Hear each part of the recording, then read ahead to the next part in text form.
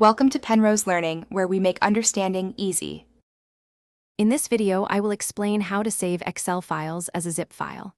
First, locate the Excel file or files you wish to compress on your computer. Right-click on the selected file or a folder containing multiple files. This action will open a context menu with various options.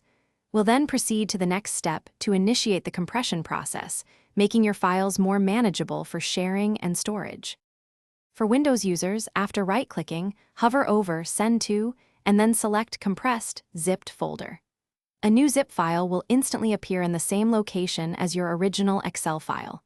Mac users can simply right-click the file and choose Compress Items.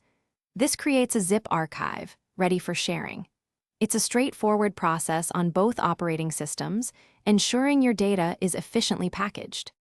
Zipping Excel files offers several key advantages. It significantly reduces file size, which is great for saving storage space on your hard drive or cloud. Smaller files also mean faster upload and download times, especially when emailing large spreadsheets.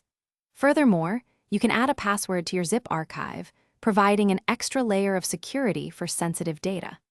This makes sharing information much safer and more efficient. For more advanced compression needs, consider using third-party software like 7-Zip or WinRAR, which offer stronger compression ratios and more features.